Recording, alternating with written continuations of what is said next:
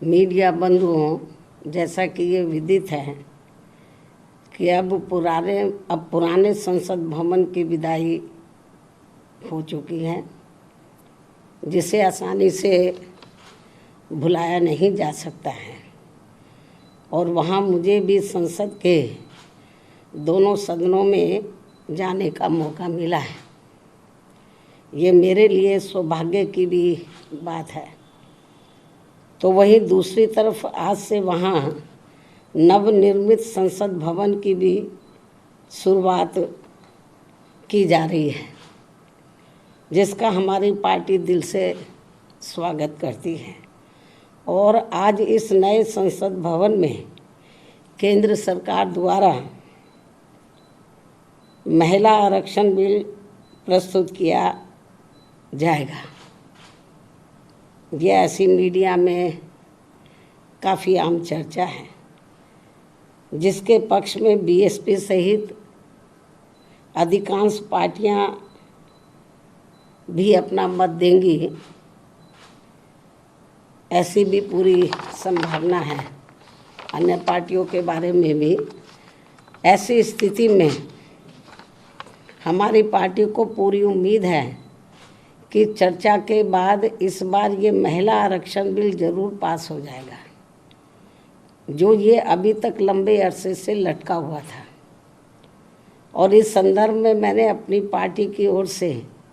एक बार नहीं बल्कि अनेकों बार संसद में ये कहा था कि हमारी पार्टी तो ये चाहती है कि देश की महिलाओं को लोकसभा व राज्य की विधानसभाओं में आरक्षण 33% देने की बजाय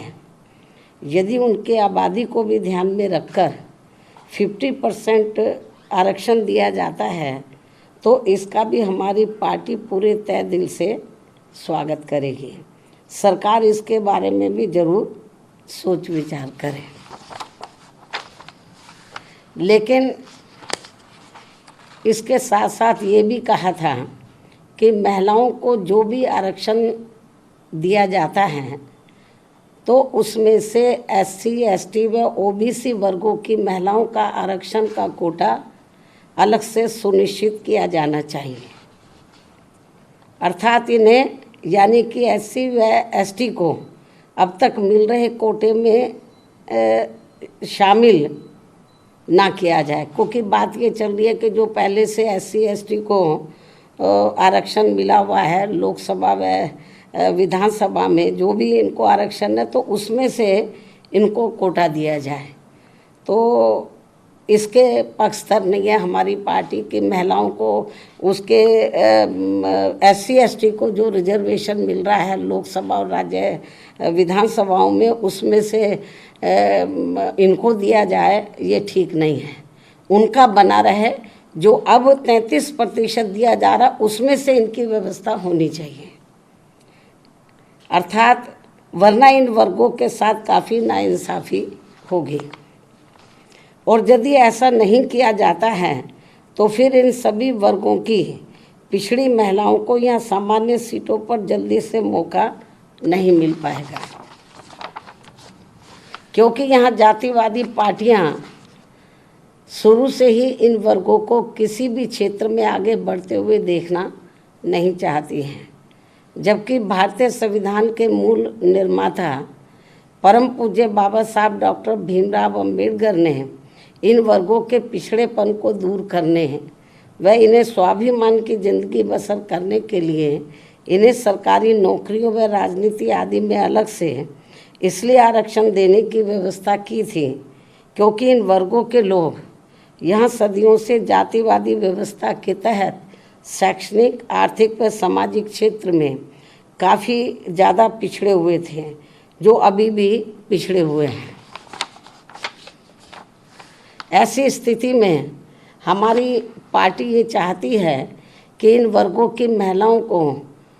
आज पेश किए जाने वाले महिला आरक्षण बिल में इनके लिए अलग से आरक्षण की व्यवस्था जरूर की जानी चाहिए। और यदि ऐसा नहीं किया जाता है और ये बिल वर्तमान स्थिति में ऐसे ही पास कर दिया जाता है तो फिर हमारी पार्टी ये मानकर चलेगी कि इस मामले में भी बीजेपी व कांग्रेस पार्टी एंड कंपनी के लोगों की जातिवादी मानसिकता अभी तक भी नहीं बदली है और ये पार्टियां इन वर्गों को अभी भी पिछड़े हुए बनाए रखना चाहती हैं। इसके साथ ही ये भी सर्वविदित है कि इस बिल में इनकी सीटें निर्धारित करने को लेकर जो भी मापदंड तय किए जाएंगे तथा सीटें आदि जो भी बढ़ाई जाएंगी तो उसमें किसी भी प्रकार की राजनीति नहीं होनी चाहिए, अर्थात उसमें पूरी पारदर्शिता होनी चाहिए और ये बिल समय से भी लागू होना चाहिए। बीएसपी की ये पुरजोर मांग व सलाह भी है। इसके साथ ही हमारी पार्टी यहाँ ये भी कहना चाहती है कि यदि आज आ रहे महिला आरक्षण बिल में हमारी पार्टी की इन मांगों पर अमल नहीं किया जाता है तो भी ऐसी स्थिति में हमारी पार्टी आज संसद में प्रस्तुत किए जाने वाले महिला आरक्षण बिल को फिर भी इसे समर्थन देगी व पास कराने में पूरी मदद करेगी, क्योंकि यहाँ सभी जाति व धर्मों की महिलाओं को हर मामले में पुरुषों की तुलना में अभी तक भी काफ़ी पिछड़ा बना के रखा गया है। अर्थात देश में सब समाज की महिलाओं की सुरक्षा, सम्मान व उनकी हालत में ज़रूरी सुधार लाने को लेकर बातें तो बहुत की जाती हैं, किंतु उन पर पूरी ईमानदारी व साफ नीयत से अमल करने की बजाय उनकी घोर अनदेखी करना तथा उन पर उसी आधे अधूरे मन से काम किया जाता है जैसा कि संविधान के मानवीय एवं कल्याणकारी उद्देश्यों के साथ ही पहले एससी व एसटी और अब ओबीसी समाज के आरक्षण को निष्क्रिय व निष्प्रभावी बनाने का खिलवाड़ लगातार किया जा रहा है और इन मामलों में कोई भी पार्टी किसी से कम नहीं है, बल्कि कोई पार्टी थोड़ा कम है तो कोई ज़्यादा है। अब मैं अंत में वर्तमान केंद्र की सरकार द्वारा आज लाए जा रहे महिला आरक्षण बिल का समर्थन करते हुए अपनी बात यहीं समाप्त करती हूँ। धन्यवाद।